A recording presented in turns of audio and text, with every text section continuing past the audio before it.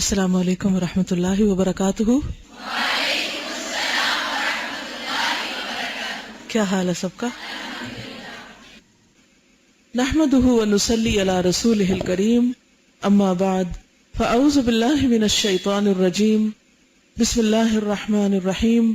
رب اشرح لی صدری ویسر لی امری واحلل عقدۃ من لسانی یفقہوا قولی.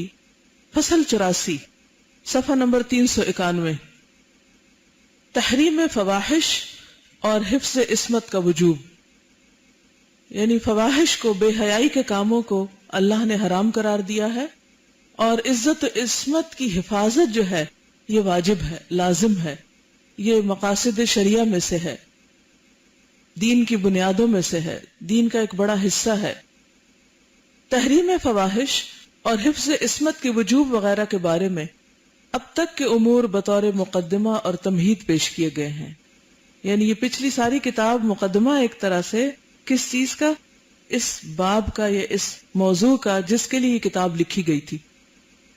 جیسے کہ ابتدا کے جنہوں نے لیسن سنے ہو انہیں معلوم ہوگا کہ دوائے شافی یہ مرض عشق کی دوا ہے ایک طرح سے، کہ ایسے لوگ جو کسی حرام تعلق میں مبتلا ہو جائیں اور وہ اس سے باہر آنا چاہیں تو ان کے لیے یہ کتاب ایک دوا کی حیثیت رکھتی ہے. تو انہوں نے اس سے پہلے جتنی بھی باتیں کہی ہیں وہ لوگوں کو ایک طرح سے ذہنی طور پر تیار کیا ہے، اور اب اصل موضوع کی طرف آ رہے ہیں. حضرت صلی اللہ علیہ وسلم نے ارشاد فرمایا: اکثر ما يدخل الناس الفم والفرج، اکثر لوگوں کو منہ اور شرمگاہ جہنم میں لے جائے گی.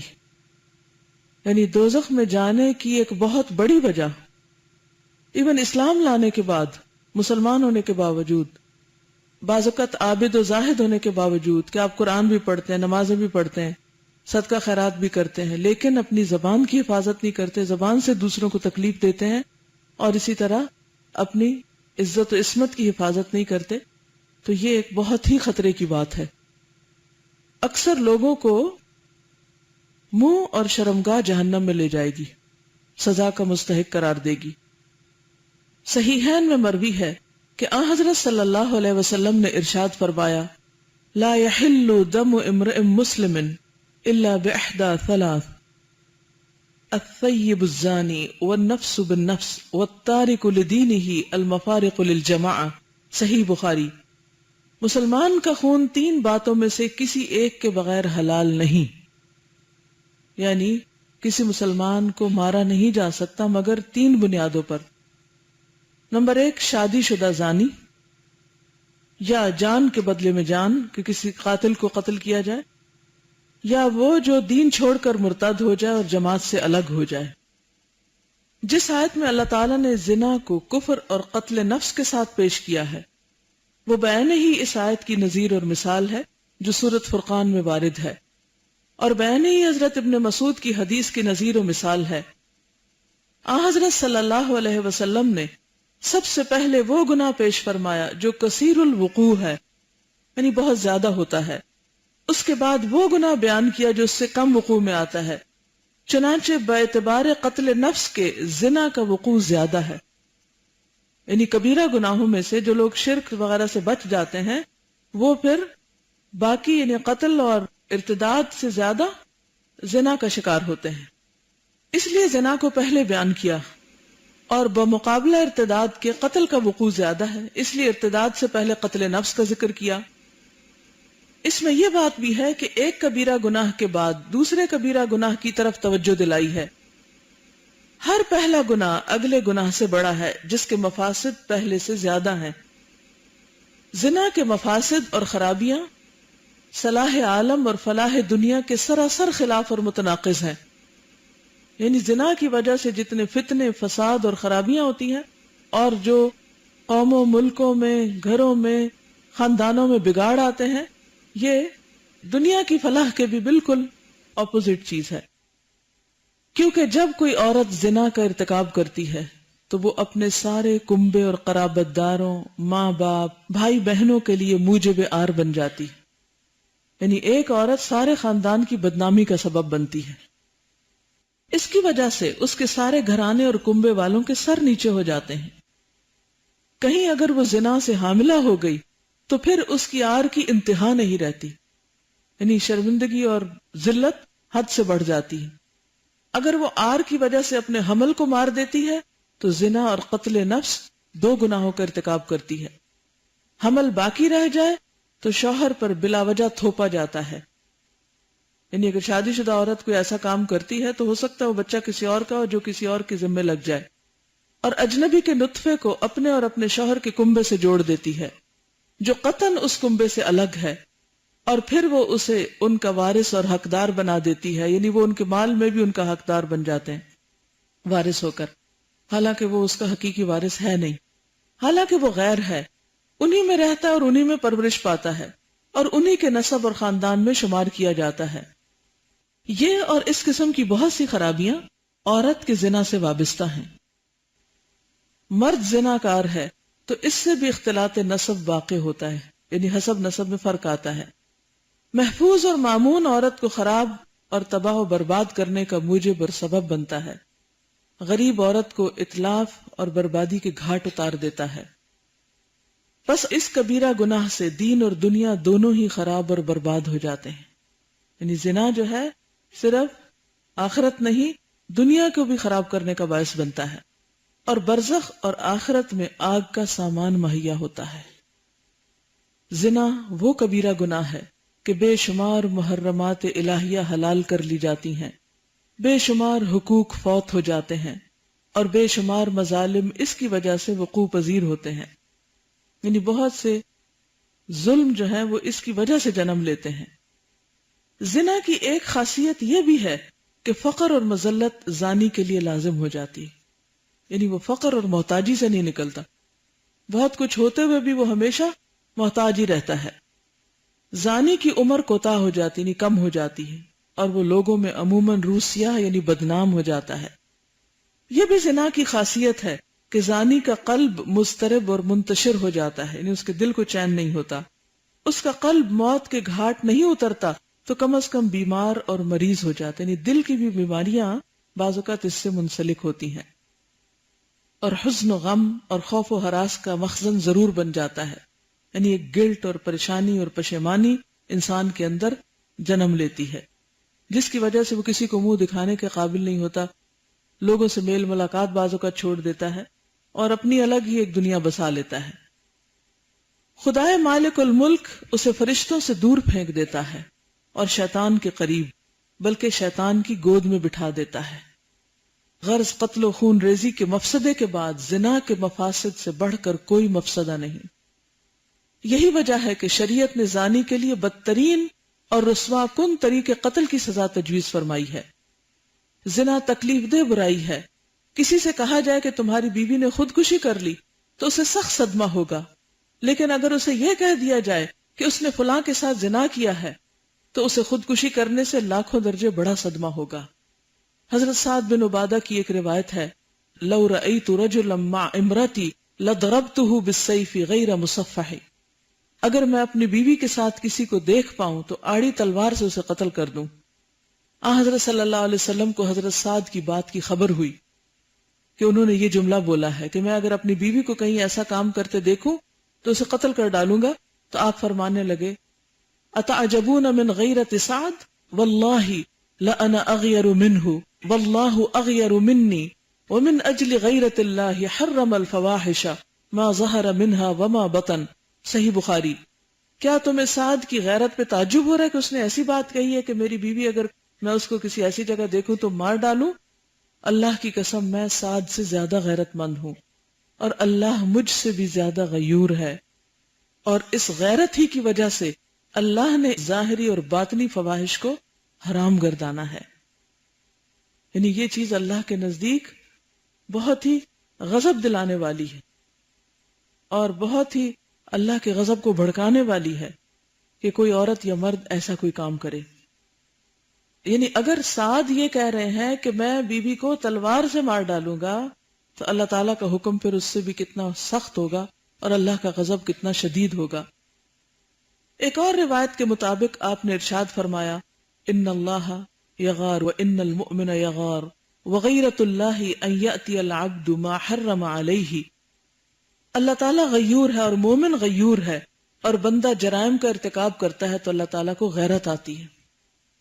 صحیحین میں مروی ہے کہ حضرت صلی اللہ علیہ وسلم نے ارشاد فرمایا، لا احد اغیر من اللہ من اجل ذلك حرم الفواحش ما ظہر منها وما بطن ولا احد احب الیہ العذر من اللہ من اجل ذلك ارسل الرسل مبشرین ومنذرین ولا احد احب الیہ المدح من اللہ ومن اجل ذلك اثنى على نفسه۔ صحیح بخاری۔ اللہ سے زیادہ کوئی غیور نہیں، اس لیے اس نے ظاہری اور باطنی فواحش کو حرام گردانا ہے، اور اللہ سے زیادہ عذر اور معذرت کو پسند کرنے والا کوئی نہیں، اسی لیے اس نے بشارت دینے والے اور ڈرانے والے رسول اور پیغمبر بھیجے تاکہ لوگ توبہ کریں اور اللہ کے حضور اپنی معذرت کر لیں۔ اور اللہ سے زیادہ کسی کو اپنی تعریف پسند نہیں، اور اسی لیے اللہ نے خود اپنی تعریف کی ہے، یعنی کسی کی بھی تعریف سے زیادہ سب سے بڑھ کر تعریف کا مستحق اللہ سبحانہ وتعالی ہے، اور ساری تعریف اسی کو زیبا ہے، اسی کو سوٹ کرتی، وہی حقیقت میں تعریف کے قابل ہے۔ باقی تو اگر کسی کی تعریف ہوتی ہے تو وہ بھی دراصل اللہ کی تعریف ہے، کیونکہ اللہ ہی نے اس کو وہ چیز دی ہے، اس کے اپنی ذاتی ملکیت کچھ بھی نہیں۔ اور فرمایا، یا امت محمد واللہ انہ لا احد اغیر من اللہ ان یزنی عبدہ وتزنی امتہ، یا امت محمد واللہ لو تعلمون ما اعلم لضحکتم قلیلا ولبکیتم کثیرا۔ صحیح مسلم۔ اے محمد صلی اللہ علیہ وسلم کی امت، اللہ کی قسم اللہ سے زیادہ کوئی غیرت مند نہیں کہ اس کا کوئی بندہ یا بندی زنا کاری کرے۔ اے محمد کی امت صلی اللہ علیہ وسلم، اللہ کی قسم جو میں جانتا ہوں تم جان لو تو تم ہنسنا کم کر دو اور بہت زیادہ رویا کرو۔ یعنی وہ چیزیں اور وہ گناہ جن کو تم چھوٹا سمجھ کے کرتے رہتے ہو، مت سوچو کہ یہ چھوٹے ہیں، ان کا انجام اتنا بھیانک ہے کہ اگر تمہیں پتہ چل جائے تو تمہارا ہنسنا ختم ہو جائے اور تم رونا زیادہ کر دو۔ لیکن دنیا میں چونکہ بعض اوقات بہت سے عیب چھپے رہتے ہیں تو انسان سمجھتا ہے کہ اس سے کوئی فرق نہیں پڑتا، اور آج کل تو سبھی ایسا کر رہے ہیں تو میں بھی کر لوں تو کیا حرج ہے۔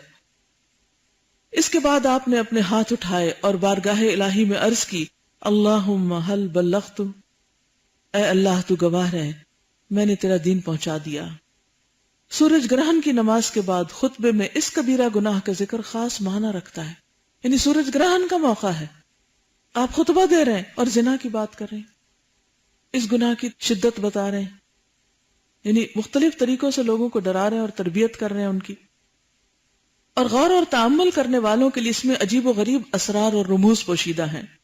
زنا کی کثرت تباہی عالم کی بڑی نشانی ہے، نیز زنا کی کثرت قیامت کی نشانیوں میں سے ایک بڑی نشانی ہے کہ قیامت کے قریب قتل بھی بڑھ جائے گا اور زنا بھی بہت عام ہو جائے گا۔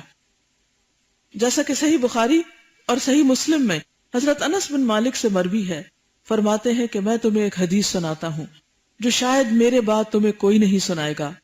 میں نے رسول اللہ صلی اللہ علیہ وسلم سے سنا، آپ نے فرمایا، من اشراط الساعۃ ان یرفع العلم ویظہر الجہل ویشرب الخمر ویظہر الزنا ویقل الرجال وتکثر النساء حتی یکون ل50 امرأة القیم الواحد۔ صحیح بخاری۔ قیامت کی نشانیوں میں سے یہ ہے کہ علم اٹھ جائے گا۔ ویسے تو بڑی پڑھائیاں ہو رہی ہیں، لیکن علم حقیقت میں وہ ہوتا ہے جس پر عمل کیا جائے۔ تو اگر عمل نہیں کیا تو جو آپ نے سنا وہ تو ہوا میں اڑ گیا، جو پڑھا وہ تو بھول گیا آپ کو، لیکن جو عمل میں آ گیا وہی علم باقی رہا۔ جہالت بڑھ جائے گی کیونکہ عمل نہیں ہوگا، تو یوں لگے گا جیسے پتہ ہی نہیں لوگوں کو۔ شراب خوب پی جائے گی اور زنا کی کثرت ہو جائے گی، مرد کم ہو جائیں گے، عورتوں کی کثرت ہو جائے گی، عورتوں کی اس قدر کثرت ہو جائے گی کہ ایک مرد 50 عورتوں کا بار اٹھائے گا۔ اللہ تعالیٰ کی یہ عادت اور سنت مستمرہ یعنی جاری سنت رہی ہے کہ زنا کی کثرت ہو جائے تو اس کا غضب اور غصہ تیز ہو جاتا ہے، اور جب اس کا غضب اور غصہ تیز ہو جاتا ہے تو اس کے غضب اور ناراضگی کے آثار زمین پر بصورت عقوبت اور عذاب ظاہر ہونے لگتے ہیں۔ پھر اس زمین پر فتنے اور زلزلے اور مختلف طرح کی آفات آنے لگتی ہیں، جیسا کہ حضرت عبداللہ بن مسعود فرماتے ہیں، ما ظہر الربا والزنا فی قریۃ الا اذن اللہ باہلاکہا۔ جب کسی قریہ اور آبادی میں سود خوری اور زنا کاری کی کثرت ہو جاتی ہے تو اللہ تعالیٰ اسے ہلاک کرنے کا حکم دے دیتا ہے۔ یعنی دو چیزیں اللہ کے غضب کو دعوت دیتی ہیں، عذابوں کو دعوت دیتی ہیں، ربا اور زنا۔ بنی اسرائیل کے ایک بزرگ کے متعلق وارد ہے کہ اس کا لڑکا کسی عورت سے آنکھیں لڑانے لگا. یہ دیکھ کر اس نے اپنے بیٹے سے کہا کہ خوب بیٹے خوب، اور اسی وقت وہ سر کے بل تخت سے نیچے گرا، اس کی شہرگ پھٹ گئی اور اس کی بیوی بھی اسی طرح گر پڑی. اس کے بعد اس سے خطاب کیا گیا کہ تم جیسے لوگوں میں کبھی خیر و برکت نہ ہوگی. اللہ تعالیٰ نے زنا کی حد کو دوسری حدود کے مقابلے میں 3 خصوصیتوں سے ممتاز گردانا ہے. ایک یہ کہ زنا کی حد کا طریقہ نہایت ذلت آمیز اور رسوا کن مقرر فرمایا کہ لوگوں کے اجتماع میں زانی محسن کو سنسار کیا جائے، یعنی سزا جو ہے وہ چھپ کے نہ دی جائے، لوگوں کے بیچ میں لا کے دی جائے تاکہ دوسرے لوگ بھی اس سے سبق سیکھیں. اور جن صورتوں میں زنا کی عقوبت اور سزا کم رکھی ہے وہاں بھی جسمانی اور قلبی سزا تجویز کی گئی ہے کہ جسم پر کوڑے لگائے جائیں اور 1 سال کے لیے اسے جلا وطن کر دیا جائے، یعنی اس سے کوئی تعلق رکھا نہ جائے اور اس کو ملک بدر کر دیا جائے، سب اس سے بائیکاٹ کر لیں. دوسری خصوصیت یہ ہے کہ زنا کی سزا جو دین اور شرع نے مقرر کی ہے اس میں کسی قسم کی رحم دلی اور رأفت قلبی نہ برتی جائے، کیونکہ قرآن مجید میں آتا نا اللہ کے دین اور حدود کے معاملے میں کسی قسم کی کوئی ہمدردی اور نرمی نہ آئے تمہارے دل میں.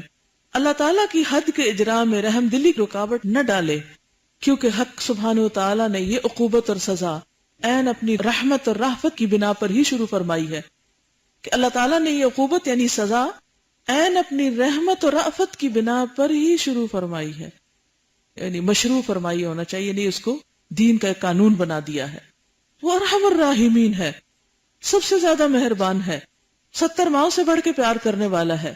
باوجود اس کے اس کی رحمت اس عقوبت اور سزا کو نہیں روکتی، یعنی پھر بھی یہ سزا رکھی ہے کیونکہ اس کی خرابیاں بہت زیادہ ہیں. بس اگر تمہارے قلوب میں بھی رحمت اور رأفت کا جذبہ ہو تو اس کے فرمان کے نفاذ میں کسی قسم کی رکاوٹ نہ ڈالو. یہ بات اگرچہ ہمہ قسم کی حدود میں ہونی چاہیے، لیکن زنا کی حد میں خصوصیت کے ساتھ اس کا ذکر فرمایا ہے کیونکہ یہاں اس کے ذکر کی سخت ضرورت تھی. لوگ اس لیے عموماً چوروں، ڈاکوؤں اور تہمت لگانے والوں، شراب خوروں کے خلاف جو خفگی، ناراضگی، غصہ، نفرت رکھتے ہیں وہ زانی کے خلاف نہیں رکھتے. یعنی اگر کوئی چوری کر لے تو سب اسے بہت برا بھلا سمجھتے، کوئی شراب پی لے تو اس کو بھی برا سمجھتے، لیکن کوئی زنا کر لے تو عام طور پر لوگ اس کا اتنا نوٹس نہیں لیتے. تو اس لیے اللہ تعالیٰ نے اس کو ایک رسوا کن سزا کے طور پر پیش کیا. بلکہ زانی پر جس قدر رحم اور رأفت ان کے دلوں میں ہوتی ہے اتنی دوسرے جرائم کے ارتکاب کرنے والوں پر نہیں ہوتی.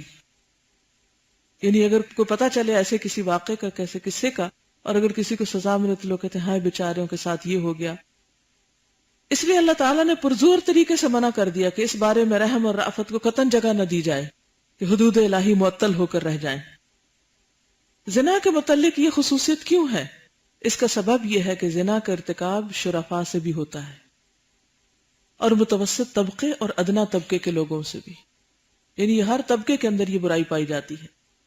زنا کے دوائی اور اسباب بہت سے، دوائی یعنی داعیہ یعنی موٹیویٹ کرنے والے فیکٹرز، لیکن سب سے بڑا سبب عشق ہے اور اسی بیماری پر یہ کتاب لکھی گئی ہے.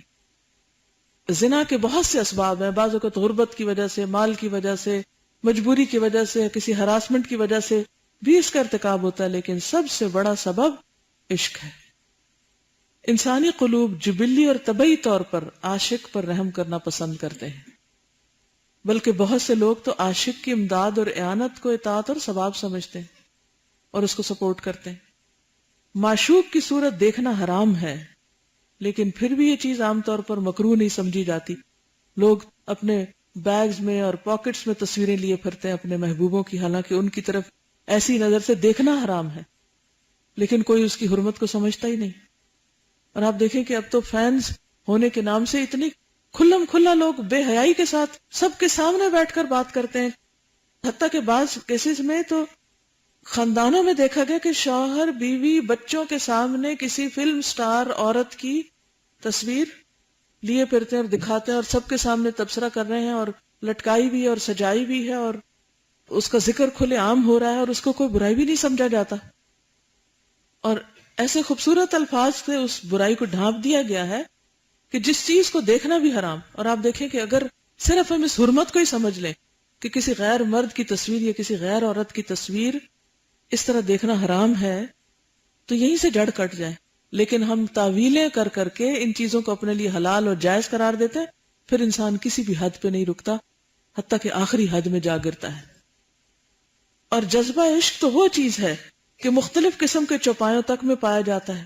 محبت اور عشق کے بے شمار واقعات ہم لوگوں کی زبانی سن چکے ہیں، اور یہ روگ اکثر و بیشتر ان لوگوں میں زیادہ پایا جاتا ہے جو عقل اور دین سے بے بہرا ہوتے ہیں، خصوصاً خدام، نوکروں چاکروں اور عورتوں میں یہ مرض زیادہ ہوا کرتا ہے۔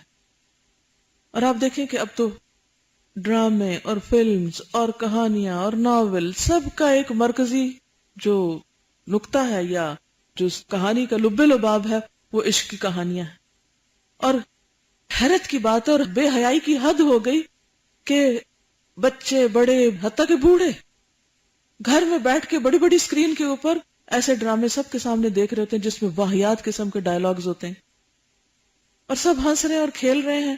چھوٹے بچے سے لے کر 70-80 سال تک کے لوگ بیٹھ کے ایز اے فیملی انٹرٹینمنٹ بے حیائی کی باتیں دیکھ رہے ہیں۔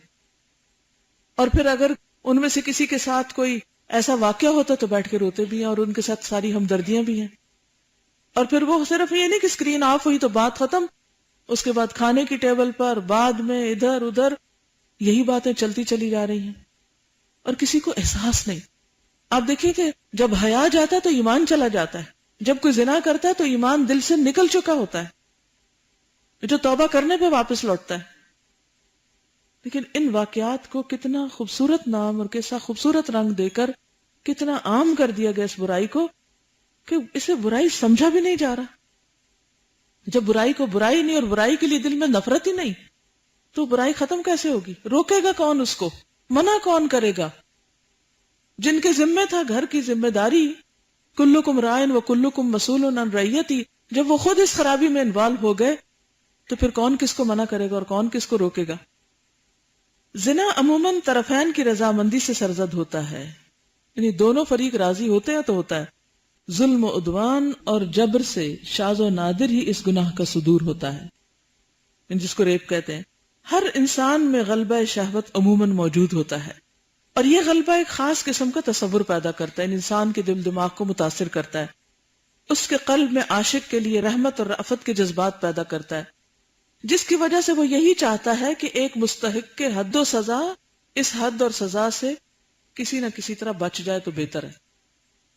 حالانکہ یہ بات ضعف ایمان کی دلیل ہے، یہ بات اچھی طرح جان لیجئے کہ یہ بات ایمان کی کمزوری ہے کہ اگر آپ کسی عاشق معشوق پر اور اس کے حرام تعلق پر ترس کھا رہے ہیں۔ کمال ایمان اور قوت ایمانی تو یہ ہے کہ حکم الہی کے نفاذ میں وہ قوی تر اور دلیر ہو اور وہ کام کرے جس کے کرنے میں مجرم کے لیے آخرت کی رحمت اترے، یعنی دنیا میں مصیبت سے بچے اور آخرت میں رحمت اترے، اور یہ رحمت پروردگار عالم کے منشا کے عین مطابق ہو۔ تیسری خصوصیت یہ ہے کہ زانی اور زانیہ پر مسلمانوں کے عام اجتماع میں حد جاری کی جاتی ہے، تنہائی میں نہیں، اور یہ مصلحت حدود پر حکمت زجر و توبیخ کے عین مطابق ہے۔ محسن زانی یعنی شادی شدہ زنا کرنے والا، اس کی حد قوم لوط کی سزا سے مشتق و ماخوذ ہے۔ اللہ نے اس قوم کو اوپر سے پتھر برسا کے ختم کر دیا تھا، اس لیے کہ زنا اور لواطت فحش اور فساد و خرابی میں برابر کی حیثیت رکھتے ہیں۔ یہ دونوں چیزیں مخلوق اور امر الہی کی حکمت اور مصلحت کے خلاف ہیں۔ لواطت میں وہ خرابیاں پائی جاتی ہیں جن کا احصاء اور شمار مشکل ہے۔ لواطت کہتے ہیں ہومو سیکسولیٹی کو، مفعول کو قتل کر دینا مفعول کے حق میں عین خیر اور بھلائی ہے، اس کے ساتھ رعایت کرنا اس کی خیر اور بھلائی کے خلاف ہے۔ مفعول کے اندر لواطت سے وہ مفاسد اور خرابیاں پیدا ہوتی ہیں جس کے ساتھ یہ برا فعل کیا جاتا ہے، جن کے بعد اس کی اصلاح ناممکن ہو جاتی ہے۔ آپ نے دیکھا ہوگا اگر بچپن میں کسی بچے کو ایسے استعمال کیا گیا ہو یا کسی کے ساتھ بھی ایسی زیادتی کی گئی ہو تو وہ عمر بھر کے لیے نفسیاتی مریض بن جاتے ہیں اور ساری آبادی سے انتقام لینے پر تل جاتے ہیں۔ خیر اور بھلائی کی تمام راہیں اس کے لیے مسدود ہو جاتی ہیں، یعنی جب ایسی خرابیاں لوگوں میں پائی جائیں تو باقی خیر کے دروازے بند ہو جاتے ہیں، بعض اوقات رزق کے دروازے بند ہو جاتے ہیں، اور اللہ تعالیٰ کی زمین اس کے منہ اور پیشانی سے شرم و حیا کا سارا پانی اور جوہر جذب کر لیتی، یعنی حیا چہرے سے بھی اٹھ جاتا ہے، چہرے سخت ہو جاتے ہیں، یعنی نور اٹھ جاتا ہے۔ اس کے بعد وہ اس قدر بے حیا اور بے شرم بن جاتا ہے کہ نہ اللہ تعالیٰ سے شرماتا ہے اور نہ اس کی مخلوق سے۔ اور فاعل کا نطفہ اس کے اندر پہنچ کر زہر کا کام کرتا ہے۔ یہ مسئلہ مفعول جنت میں داخل ہوگا یا نہیں، اس کے متعلق علماء کے 2 اقوال ہیں۔ یہ 2 قول میں نے اپنے استاد شیخ الاسلام ابن تیمیہ سے سنے ہیں۔ جو لوگ یہ کہتے ہیں کہ مفعول جنت میں داخل نہیں ہوگا، وہ اپنے دعوے کے ثبوت میں چند دلائل پیش کرتے ہیں۔ ایک دلیل یہ پیش کرتے ہیں کہ حضرت صلی اللہ علیہ وسلم نے فرمایا لا يدخل الجنت ولد الزنا، ولد زنا جنت میں داخل نہیں ہوگا۔ جب ولد زنا جنت میں داخل ہونے کا حقدار نہیں رہتا، حالانکہ اس کا کوئی گناہ نہیں، تو پھر مفعول کس طرح جنت کا حقدار رہے گا؟ ولد الزنا کے اندر عیب ہے تو یہی کہ شر و خباثت کا خطرہ ہے، اور اس سے خیر اور فلاح کی امید نہیں، کیونکہ یہ خبیث نطفے کی پیداوار ہے، اور وہ جسم جو حرام غذا سے پرورش پاتا ہے، اس کے لیے جب جہنم بہتر سمجھی گئی تو وہ جسم جو نطفہ حرام سے پیدا ہوا ہے اس کا بھی یہی حال ہونا چاہیے۔ اس کے بعد وہ کہتے ہیں کہ لوتی مفعول یعنی جس کے ساتھ لواطت کی جاتی ہے ولد الزنا سے بھی بدتر ہے، ذلیل و خوار اور خبیث اور ناپاک ہے، اس سے کسی خیر اور فلاح کی امید نہیں۔ یعنی زنا تو مرد اور عورت کے بیچ میں ہوتا ہے، لیکن عورت کا عورت سے یا مرد کا مرد سے جو جنسی تعلق شروع ہو جاتا ہے اس کی خرابی یہ بتائی جا رہی ہے کہ وہ تو ولد الزنا سے بھی بدتر اور ذلیل و خوار اور خبیث ناپاک ہے، اس سے کسی خیر اور فلاح کی امید نہیں، اس کا یہ فعل اس کے اور جنت کے درمیان حائل ہو جاتا ہے۔ لوتی مفعول اگر کوئی نیک کام کرتا ہے تو اللہ تعالیٰ اس کے اندر کچھ ایسے رخنے پیدا کر دیتا ہے جس سے اس کا عمل فاسد، باطل اور ردی ہو کر رہ جاتا ہے، یہ بھی اس کے عمل بد کی سزا کے طور پر ہے۔ یہ جملہ بہت اہم ہے۔ جب بھی کوئی شخص آؤٹ آف میرٹل ریلیشن کسی کے ساتھ برے تعلقات قائم کرتا ہے تو بھلے وہ نیکی کے کام کر رہا ہو، اللہ تعالیٰ اس کے نیکی کے کاموں میں ایسے رخنے پیدا کر دیتا ہے کہ جس کی وجہ سے اس کام کے اندر کوئی خیر برکت بھلائی نہیں رہتی، اور وہ کام بالکل یوز لیس، بیکار، ردی ہو کے رہ جاتا ہے۔ یعنی انسان یہ نہ کہے کہ میں تو حج کرتا ہوں، نمازیں اور روزے اور قرآن پڑھا رہا ہوں اور بہت اچھے اچھے کام کر رہا ہوں، لہٰذا کوئی بات نہیں، سائیڈ پہ میں اگر ایسا بھی کوئی شغل جاری کیے ہوئے ہوں تو اگر توبہ نہ کی اور اس کام کو چھوڑا نہیں تو کیا ہوگا؟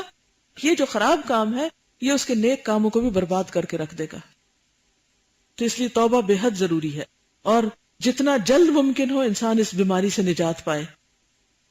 ایسا بہت کم ہوتا ہے کہ کسی کو بچپن میں یہ بیماری لاحق ہو گئی، اسی لیے کہا نا 7 سال کے بچے ہوں تو بستر الگ کرو، تو بعض اوقات ماں باپ دھیان نہیں دیتے، چھوٹے چھوٹے بچے اکٹھے سوتے ہیں، بعض اوقات وہ ایک دوسرے کے پرائیویٹ پارٹ سے کھیلنے لگتے ہیں اور وہاں سے ہی خرابیوں کا آغاز ہو جاتا ہے۔ بعض اوقات بہن بھائی یہ خرابیاں کرنے لگتے ہیں، اور برے مناظر تو ہر جگہ موجود ہیں، اور بچوں کی عادت یہ ہوتی ہے کہ جو وہ دیکھتے ہیں وہ کاپی کرنے لگتے ہیں۔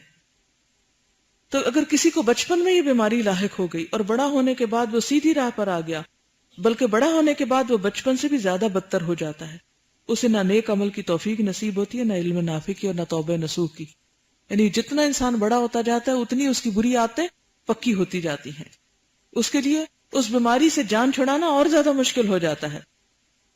اصل مسئلے کی تحقیق یہ ہے کہ جو شخص اس مرض اور مصیبت میں مبتلا ہو گیا، پھر اس نے اللہ تعالیٰ کی طرف رجوع کیا اور اللہ نے اسے توبہ نصوح کی توفیق بخشی، نیک اعمال کی توفیق عطا کی، اور بچپن کی بری خصلت کو بڑا ہونے کے بعد اس نے ترک کر دیا، برائیوں کو نیکیوں سے دھو ڈالا، اطاعت، عبادات اور تقرب خداوندی کے وسائل اور ذرائع اختیار کر کے پچھلی بدعملیوں اور بدکرداریوں کو صاف کر دیا اور حرام سے آنکھیں بند کر لیں، اللہ تعالیٰ کے ساتھ اپنا معاملہ درست کر لیا، تو ایسے شخص کے لیے مغفرت اور بخشش ضروری ہے۔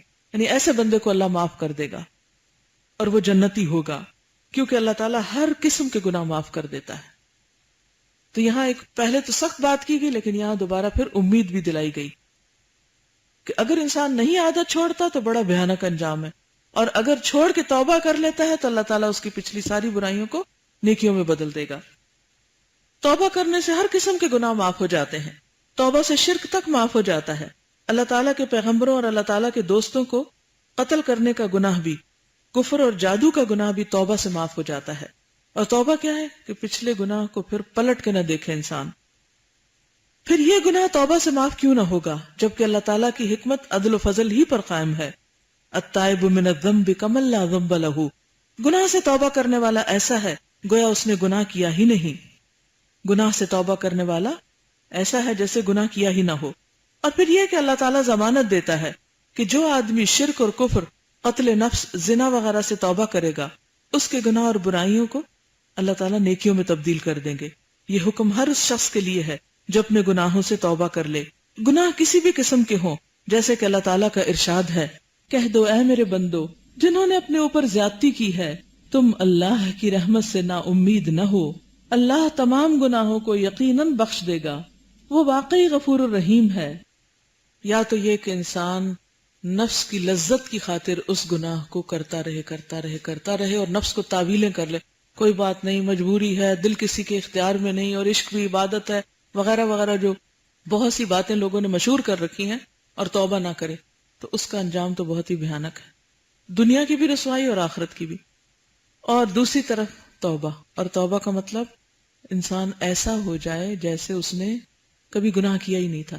یہ توبہ نہیں ہوتی کہ انسان کہ توبہ توبہ اور پھر اٹھے اور وہی کام دوبارہ شروع کر دے. اور یہ یاد رکھیے کہ جب انسان سچی نیت کر لیتا ہے، دل سے پکا ارادہ کر لیتا ہے اور اللہ سے دعائیں مانگتا ہے اور اللہ کے آگے روتا ہے، تو اللہ تعالیٰ ضرور اس کی مدد کرتا ہے. آیت کے عموم سے کوئی ایک گناہ بھی خارج نہیں، البتہ یہ ضرور ہے کہ یہ حکم خاص توبہ کرنے والوں ہی کے حق میں ہے. ایسا آدمی جسے بچپن میں مفعولیت کی عادت پڑ جائے، یعنی ایسا گناہ کروانے کی عادت پڑ جائے اور بڑا ہونے کے بعد بچپن سے زیادہ خراب ہو جائے، اسے توبہ نصوح اور عمل صالح کی توفیق نصیب نہیں ہوتی.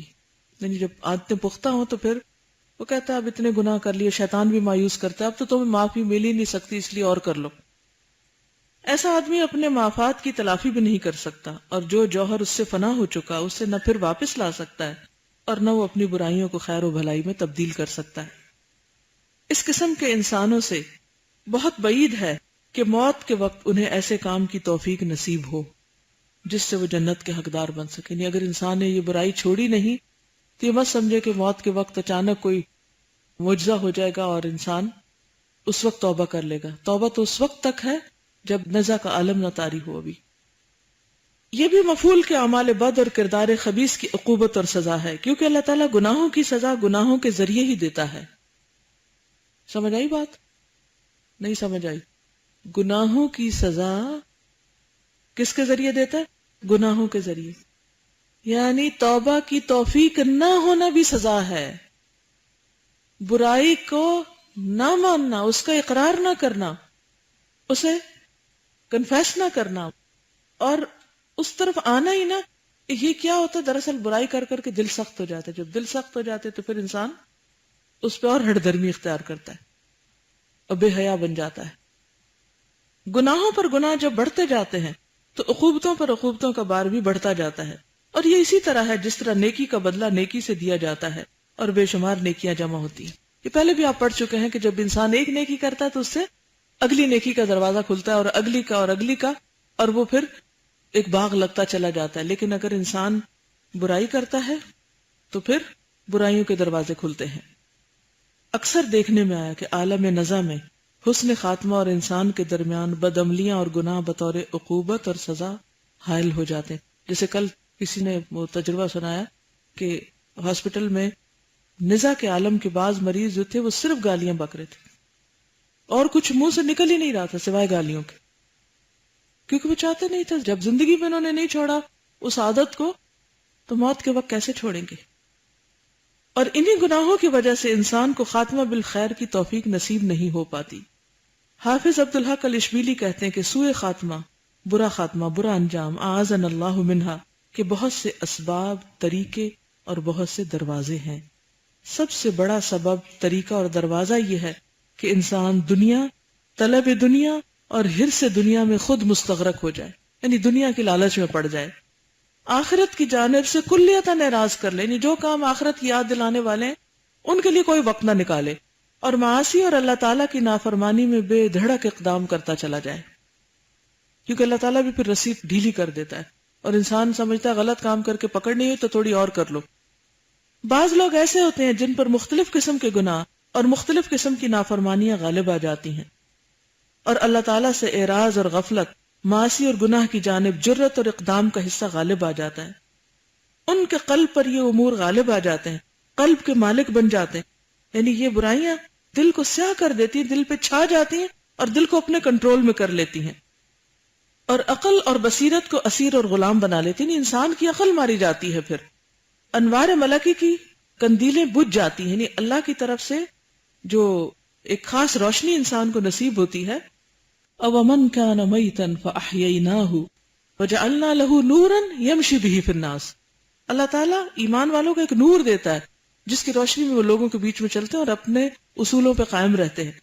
لیکن جب انسان اللہ کی نافرمانی کرتا ہے تو یہ چراغ بجھنے لگتے ہیں. اللہ تعالیٰ کی جانب بڑھنے کی راہوں میں دیواریں حائل ہو جاتی ہیں، جس کی وجہ سے نہ کوئی تذکرہ اور نہ کوئی نصیحت کارگر ہوتی ہے، نہ کسی معزت سے نور اور روشنی حاصل ہوتی ہے، اور نہ ہی کسی کے باز نصیحت سے کوئی روشنی ملتی ہے.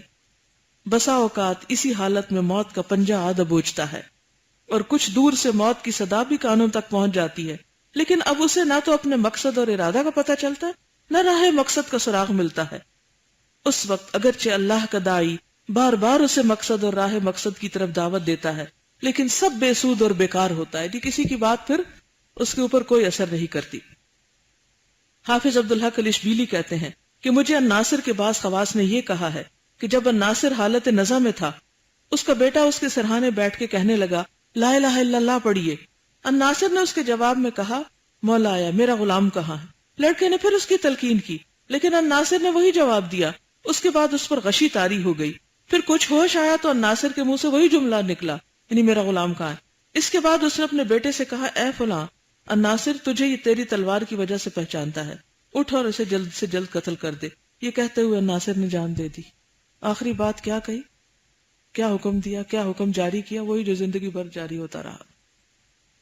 حافظ عبدالحق الاشبیلی کہتے ہیں کہ ایک اور شخص جسے میں اچھی طرح جانتا ہوں، حالت نزع میں اس سے کہا گیا کہ لا الہ الا اللہ کہو. اس کے جواب میں وہ کہنے لگا فلاں مکان اس طرح آراستہ کر دو، فلاں باغ اس طرح درست کر دو. کیونکہ زندگی بھر وہ ڈیکوریٹر ہی رہا تو مرتے وقت بھی اس کو یہی باتیں یاد رہیں. حافظ عبدالحق الاشبیلی ہی کہتے ہیں کہ ابو طاہر السلفی نے مجھ سے یہ قصہ بیان کیا ہے کہ ایک شخص حالت نزع میں تھا، اسے کلمہ لا الہ الا اللہ کی تلقین کی گئی تو وہ فارسی میں کہنے لگا 10 یعنی 10 اور 11. ایک اور آدمی سے کہا گیا تو وہ کہنے لگا حمام من جاب کا راستہ کدھر ہے، یعنی کوئی ایک چیز کہتا تھا کوئی دوسری. حمام من جاب کا قصہ عجیب و غریب ہے. ایک شخص اپنے گھر کے دروازے کے باہر کھڑا تھا، اس کے گھر کا دروازہ ایسا ہی تھا جیسے حمام من جاب کا. اس وقت ایک لڑکی وہاں سے گزری اور اس نے اس سے پوچھا کہ حمام من جاب کا راستہ کدھر ہے. اس نے اپنے گھر کی طرف اشارہ کرتے ہوئے کہا کہ حمام من جاب یہ ہے. یہ لڑکی اس گھر میں داخل ہو گئی، پیچھے پیچھے وہ بھی پہنچ گیا. لڑکی نے اندر جا کر دیکھا کہ یہ حمام من جاب نہیں بلکہ اس شخص کا گھر ہے اور اس نے اسے دھوکہ دیا ہے. فوراً لڑکی نے اسے جھانسا دینے کی کوشش شروع کر دی. مسرت کا نہایت گرم جوشی سے اظہار کیا اور کہنے لگی ہم دونوں بڑے خوش نصیب ہیں جو اس طرح یہاں جمع ہو گئے. پھر اس نے اسے دھوکہ دے کر بھاگ نکلنے کی تدبیر نکالی. کہنے لگی موقع تو خوب ملا ہے، کیا اچھا ہو اگر اس وقت ہماری مسرتوں میں اضافہ کرنے والی چیزیں بھی موجود ہوتی. اس نے کہا اچھا جو کچھ تم کہو بھی مہیا کر دوں. یہ کہہ کر اسے تنہا مکان میں چھوڑا اور بازار کی طرف دوڑا. جاتے ہوئے دروازے کو کنڈی اور قفل لگانا بھی بھول گیا، یعنی تالا بھی نہ لگایا. بازار سے لوٹا تو دیکھا لڑکی ندارد. بغیر کسی قسم کی خیانت کے وہ لڑکی اپنی عصمت کو نہایت خوبصورتی سے بچا لے گئی. یہ دیکھ کر اس شخص پہ سکتہ طاری ہو گیا. اب وہ اسی کی یاد میں اپنا سارا وقت گزارنے لگا. راستوں میں، بازاروں میں، گلی کوچوں میں گھومتا اور یہ شعر پڑھتا رہتا یا رب قائلۃ یوما وقد تعبت این الطریق الی حمام من جاب. اے وہ جو تھکی ہاری تھی اور کہہ رہی تھی کہ حمام من جاب کا راستہ کدھر کو ہے. ایک مرتبہ وہ یہی شعر پڑھ رہا تھا کہ اس کی ایک باندی نے قریب کی کھڑکی سے یہ شعر پڑھا ہلا جعلت سریعا اذا ظفرت بها حرزا علی الدار وقفلا علی الباب. جب تو اس پر کامیاب ہو گیا تھا تو تو نے جلد سے جلد اسے گھر میں محفوظ کیوں نہ کر لیا اور دروازے پہ تالا کیوں نہ چڑھا دیا. باندی کے اس شعر نے اس کے دل میں رنج و غم اور صدمے کی آگ بھڑکا دی. اس میں ایک ہیجانی کیفیت پیدا کر دی اور وہ بالکل پاگل سا ہو گیا. ہر طرف دیوانہ وار گھومتا پھرا اور آخری نتیجہ یہ نکلا کہ موت کے وقت اس کے منہ سے جو الفاظ بار بار نکلتے رہے وہ یہی شعر تھا، کیونکہ وہ چیز دل پہ آ کے جم گئی اور پھر منہ سے وہی نکل رہی تھی. حافظ عبدالحق اشبیلی کہتے ہیں کہ ایک شخص ایک آدمی پہ عاشق ہو گیا. عشق نے بیماری کی شکل اختیار کر لی تو وہ بالآخر صاحب فراش ہو گیا، بستر پہ پڑ گیا. معشوق کا حال یہ تھا کہ عاشق سے سخت نفرت کرتا تھا اور اس سے دور بھاگتا تھا. بعض لوگوں نے کوشش کی کہ اس کا معشوق ایک مرتبہ اس کے پاس آ جائے، تاکہ اسے بیماری سے کچھ افاقہ حاصل کر سکے۔ معشوق نے وعدہ کر لیا اور اسے خبر دی کہ وہ عیادت کے لیے آئے گا۔ اسے اس خبر سے بہت خوشی ہوئی، رنج و غم کچھ کم ہو گیا۔ لیکن پھر وہ آدمی آیا اور اس نے خبر دی کہ فلاں راستے تک وہ میرے ساتھ آیا اور کہنے لگا کہ اس نے مجھے رسوا اور بدنام کر دیا ہے، ہر جگہ میرا نام لیتا رہتا ہے، اس لیے میں نہیں آ سکتا۔ میں نے باوجود کہ سخت اصرار کیا لیکن وہ واپس چلا گیا۔ یہ سن کر وہ اسی وقت بے ہوش ہو کر زمین پہ گر پڑا اور موت کی علامتیں ظاہر ہونے لگیں۔ اس حالت میں اس کے منہ سے بار بار یہ شعر نکلنے لگے: اسلم یا راحت العلیل ویا شفاء المدنف النحیل، اے بیمار کی راحت اور اے حقیر و نحیف کی شفا، میں تجھ پہ سلامتی بھیجتا ہوں۔ ردا کا اشہا الی فؤادی من رحمت الخالق الجلیل، میرے دل میں تیری رضامندی خالق جلیل کی رحمت سے بھی زیادہ مرغوب ہے۔ یعنی اب آپ دیکھیں، یہ اس نے تو بول کے کہا نا، لیکن ہر عاشق عملاً یہی کر رہا ہوتا ہے کہ وہ معشوق کی رضامندی کو اللہ کی رضامندی پر فوقیت دیتا ہے، اور معشوق کو خوش کرنے کے لیے یا عاشق کو خوش کرنے کے لیے وہ کیا کرتا ہے؟ ساری حدیں توڑتا ہے، اللہ کو ناراض، بندوں کو ناراض، اور تمام اسی طرح کے غلط کام۔ سننے والے نے کہا کہ اے شخص، یہ کیا بک رہا ہے؟ ذرا خدا سے ڈر۔ اس نے جواب دیا کہ یہ تو ہو چکا ہے۔ یہ سن کر وہ وہاں سے کھڑا ہوا اور گھر کے دروازے سے باہر نکلا تھا کہ مرنے کی آواز آنے لگی۔ اللہ تعالی ہمیں سوء عاقبت اور برے انجام اور منحوس خاتمے سے محفوظ رکھے۔ بیان کرتے ہیں کہ حضرت سفیان ثوری ایک مرتبہ ساری رات روتے رہے۔ صبح کسی نے آپ سے پوچھا کہ گناہوں کی وجہ سے آپ اس قدر روتے ہیں، یعنی کیوں روئے ہیں اتنا؟ حضرت سفیان ثوری نے زمین سے ایک تنکا اٹھایا اور فرمایا کہ گناہ تو اس تنکے جتنی بھی حیثیت نہیں رکھتے، میں برے خاتمے اور سوء انجام سے ڈر رہا ہوں کہ پتہ نہیں آخری وقت کیسا ہوگا۔ ہم سب کو بھی ڈرنا چاہیے اور اس کے لیے، اس کی بہتری کے لیے دعا کرتے رہنا چاہیے۔ اللہم احسن عاقبتنا فی الامور کلہا واجرنا من خزی الدنیا وعذاب الآخرہ۔ حقیقتاً یہ ہے اعلیٰ تفقہ فی الدین اور معرفت حق۔ بندہ ڈرتا ہے کہ موت کے وقت کہیں اس کے گناہ اسے دھوکہ نہ دے جائیں، اور حسن خاتمہ اور انجام بالخیر کے درمیان گناہ اور معاصی حائل ہو کر خاتمہ بالخیر کے درمیان دیوار نہ بن جائیں۔ یعنی خاتمہ بالخیر کے راستے میں رکاوٹ کیا چیز بنتی ہے؟ گناہ۔ حضرت امام احمد بن حنبل روایت کرتے ہیں کہ حضرت ابو الدرداء پر حالت نزع میں کچھ بے ہوشی طاری ہو گئی، پھر کچھ دیر بعد افاقہ ہوا تو یہ آیت ان کی زبان پر جاری ہو گئی: وَنُقَلِّبُ أَفْئِدَتَهُمْ وَأَبْصَارَهُمْ كَمَا لَمْ يُؤْمِنُوا بِهِ أَوَّلَ مَرَّةٍ وَنَذَرُهُمْ فِي طُغْيَانِهِمْ يَعْمَهُونَ، اور ہم ان کے دل اور ان کی آنکھیں پلٹ دیں گے جیسا کہ پہلی بار وہ قرآن پر ایمان نہیں لائے، اور ہم انہیں ان کی سرکشی میں بھٹکتے ہوئے چھوڑ دیں گے۔ بزرگان سلف کا یہ عام دستور تھا کہ گناہوں سے اس لیے ڈرتے اور بچتے تھے کہ کہیں گناہ اور خاتمہ بالخیر، انجام بالخیر کی راہ میں دیوار نہ بن جائیں۔ تم میں سے ہر شخص کوئی کسی طرح کے گناہ میں ملوث ہے، اس کو چاہیے کہ وہ جلد از جلد اس کو چھوڑ دے، کہیں ایسا نہ ہو کہ موت کے وقت یہ گناہ توبہ کے راستے میں رکاوٹ بن جائے اور حائل ہو جائے۔ حافظ عبدالحق الاشبیلی کہتے ہیں کہ اللہ تعالیٰ برے خاتمے سے محفوظ رکھے، آمین۔ جس کا ظاہر اچھا اور باطن صالح ہے وہ برے خاتمے سے محفوظ ہے، وَلِلَّهِ الْحَمْدُ۔ برا خاتمہ اس کا ہوتا ہے جس کا عقیدہ اور اعتقاد صحیح نہیں اور کبیرہ گناہوں پہ اصرار کرتا ہے۔ جس شخص پر گناہ غلبہ پا لیتے ہیں، توبہ کرنے سے پہلے اسے موت آ دبوچتی ہے، یعنی جو گناہوں سے مغلوب ہو جاتا ہے، اس کے آگے گر پڑتا ہے، کمزور ہو جاتا ہے، اصلاح، انابت، رجوع اللہ سے قبل ہی موت اس کا خاتمہ کر دیتی ہے۔ ایسے شخص پر حالت نزع و سکرات میں موت کے وقت شیطان غالب آ جاتا ہے اور خاتمہ بالخیر سے بھٹکا دیتا ہے۔ آپ کو یاد ہے نا، امام احمد جو تھے وہ آخری وقت میں بھی کہہ رہے تھے ابھی نہیں ابھی نہیں، تو ان کے بیٹے نے کہا کہ ابا جان آپ یہ کیوں کہہ رہے؟ تو انہوں نے کہا کہ شیطان میرے پاس آیا اور کہا کہ ابن حنبل تم تو میرے ہاتھ سے نکل گئے اور تم تو بچ گئے۔ تو امام احمد بن حنبل کہتے ہیں کہ ابھی نہیں ابھی نہیں، یعنی جب تک مجھے ہوش ہے چانسز ہیں کہ تو مجھے کہیں بھٹکا نہ لے۔ اتنا ڈرتے تھے وہ بھٹکنے سے، پھسلنے سے، اور ہم سمجھتے کہ ہم بڑے نیک ہیں اور ہمیں تو کوئی ماحول اور کوئی لوگ ہم پہ اثر نہیں کریں گے۔ اس لیے اللہ تعالیٰ نے جو حدود قائم کیا ان کی حفاظت بہت ضروری ہے۔ اپنی نگاہوں کی حفاظت، اپنے کانوں کی حفاظت، ان تمام طریقوں کی حفاظت کے جن کی حفاظت کا اللہ نے حکم دیا ہے۔ صالح عورتوں کی تعریف کیا کی گئی ہے؟ فالصالحات قانتات حافظات للغیب بما حفظ اللہ۔ اللہ نے جن چیزوں کی حفاظت کا حکم دیا ہے وہ غائبانہ طور پر اکیلے میں بھی چھپ کر بھی ان کی حفاظت کرتی ہیں، وہ لوگوں کے سامنے نہیں، تنہائی میں بھی اللہ سے ڈرتے ہوئے اپنی عزت جان مال کی حفاظت کرتی ہیں۔ حافظ عبدالحق الاشبیلی کہتے ہیں کہ میں نے ایک واقعہ سنا ہے۔ مصر میں ایک شخص تھا جو اذان اور نماز کا سخت پابند تھا، صرف اذان اور نماز کے لیے مسجد میں پڑا رہتا تھا، یعنی سارا وقت اس کو اسی کا شوق تھا۔ طاعت اور عبادات کی وجہ سے اس کی پیشانی پہ نور برستا تھا۔ ایک روز وہ اپنی عادت کے موافق اذان کہنے کی غرض سے مینارے پہ چڑھا۔ منارے کے پیچھے ایک عیسائی کا گھر تھا۔ اتفاق سے اس گھر پر اس کی نظر پڑی، دیکھا ایک لڑکی کھڑی ہے۔ اس وقت یہ بے قابو ہو گیا، اذان اور نماز کو خیر بات کہہ کر منارے سے نیچے اترا، سیدھا عیسائی کے مکان پہ پہنچا۔ لڑکی نے اس سے کہا کہ یہاں کیوں آئے ہو، کیا ارادہ ہے؟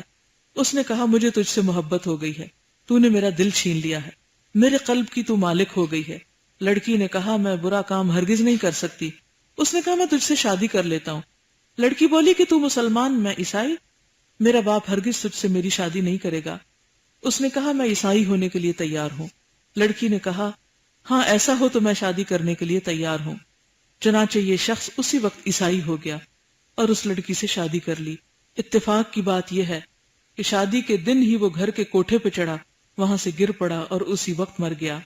اس لڑکی سے خلوت تک نصیب نہ ہوئی اور بے حاصل اپنا دین کھو بیٹھا اور آخرت بھی برباد کر لی۔ محبت کے نام پہ شیطان کبھی آپ کو دھوکہ نہ دے۔ ہر حرام محبت سے اور اس راستے سے بھی توبہ کریں اور کسی دھوکے میں نہ آئیں، کیونکہ اگر توبہ نہ کی تو کوئی پتہ نہیں کہ انسان سے نیکیوں کی صلاحیت چھنتی جائے اور پیچھے پیچھے کسی اور ہی راستے پہ نہ چل پڑے، وہ اپنے پاؤں پر الٹا ہی نہ پھر جائے۔ تو اس لیے کثرت سے توبہ استغفار اور اللہ سے مدد مانگنے کی ضرورت ہے، کیونکہ صرف اللہ کی ذات ہے جو انسان کو بچا سکتی ہے۔ کسی انسان میں کوئی طاقت نہیں کہ وہ ہمیں ہدایت کا رستہ دکھائے یا اس پہ قائم رکھے، یہ صرف اللہ کی ذات ہے۔ اس لیے کثرت کے ساتھ استغفار، آیت کریمہ اور ذکر الہی ضروری ہے۔ اللہ تعالیٰ ہمیں عمل کی توفیق دے۔ جزاکم اللہ خیرا۔ سبحانک اللہم و بحمدک، نشہد ان لا الہ الا انت، نستغفرک و نتوب الیک۔ السلام علیکم و رحمۃ اللہ وبرکاتہ۔